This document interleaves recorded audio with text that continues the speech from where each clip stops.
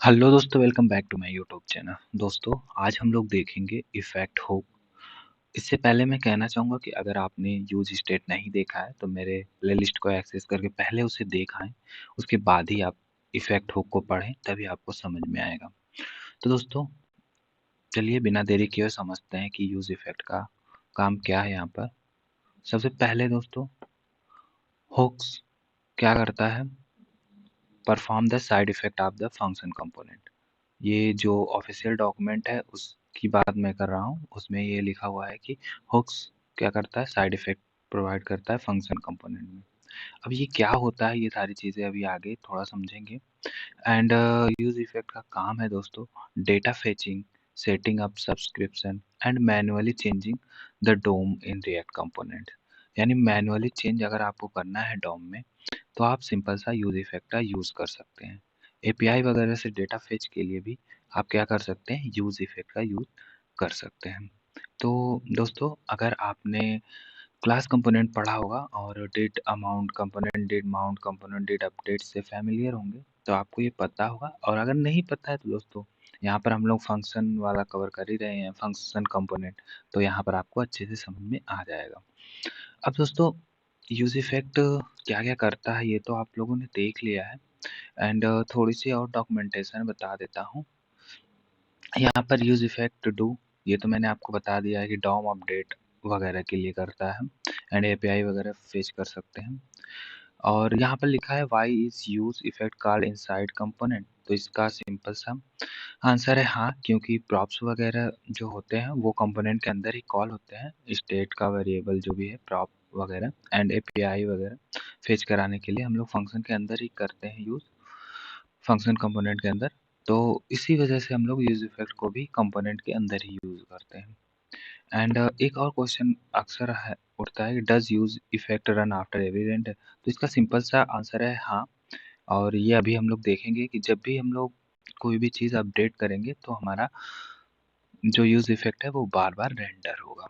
तो ये सब थ्योरी की बातें हो गई, अभी ज़्यादा आपको समझ में नहीं आई होंगी। तो हम लोग चलते हैं सीधा अपने कोडिंग पे एंड वहाँ पे समझते हैं। तो ये सिंपल सा दोस्तों हमारा यूज स्टेट वाला है, और इसे मैंने बहुत ही अच्छे से समझाया है, फिर भी मैं थोड़ा सा समझा देता हूँ कि यूज स्टेट के लिए हम लोग सिंपली इंपोर्ट कराते हैं यूज स्टेट को। एंड एक इनिशियल वैल्यू होता है और एक अपडेटेड वैल्यू होता है, और ये हमारा बाय डिफ़ॉल्ट वैल्यू होता है जो भी हम यहाँ पर देते हैं। एंड उसके बाद यूज स्टेट में एक फंक्शन होता है जिसे हम लोग कॉल कराते हैं, एंड बार बार वैल्यू को क्या करते हैं, अपडेट कराते हैं 1 से। और फंक्शन को सिंपल सा यहाँ पर बटन के अंदर ले लेते हैं। तो ऐसे करने से हमारा सिंपल सा क्या होता है, वैल्यू यहाँ पर अपडेट होती है। तो ये सारा मैंने बहुत डीपली समझाया है, तो प्लेलिस्ट को एक्सेस करके वहाँ से देख ले। एंड देन उसके बाद ये देखिए। अब बात आती है दोस्तों यूज इफेक्ट की। तो यूज इफेक्ट हमारा सिंपल सा क्या लेता है, एक कॉल बैक फंक्शन लेता है एंड एक डिपेंडेंसी लेता है।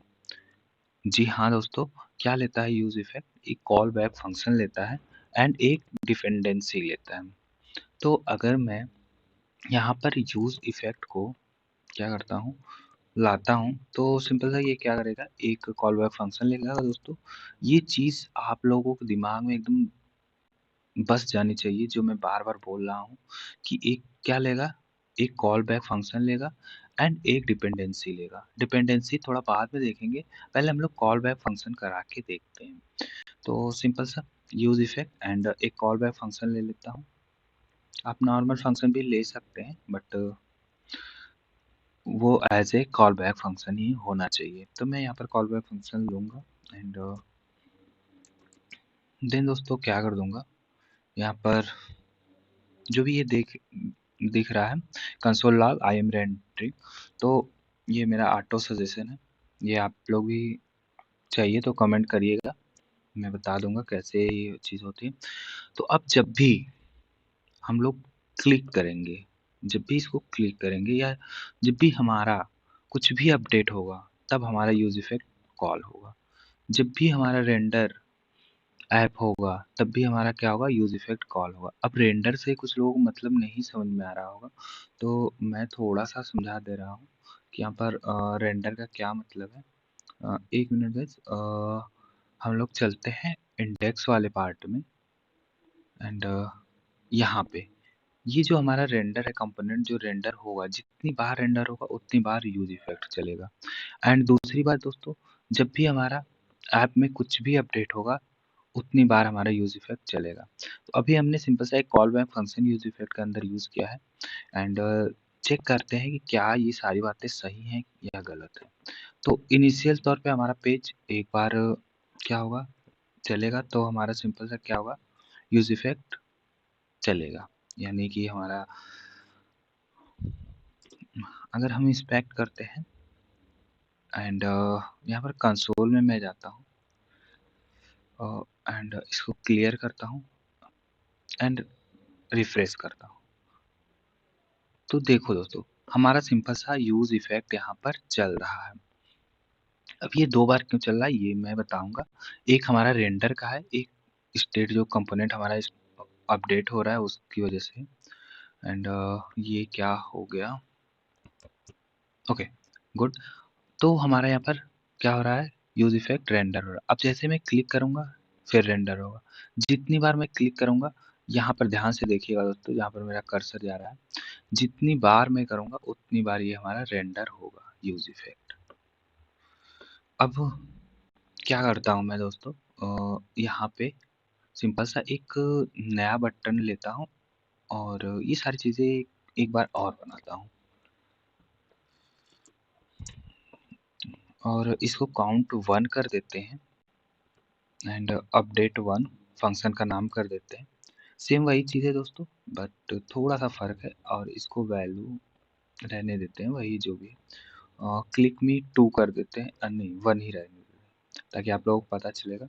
एंड यहाँ पर एक और यूज स्टेट हम लोग बनाते हैं, कंट्रोल सी करके, एंड जल्दी से मैं बना ले रहा हूँ एंड इसका नाम मैंने काउंट 1 रखना है एंड ये भी सेट काउंट 1 ही रहेगा।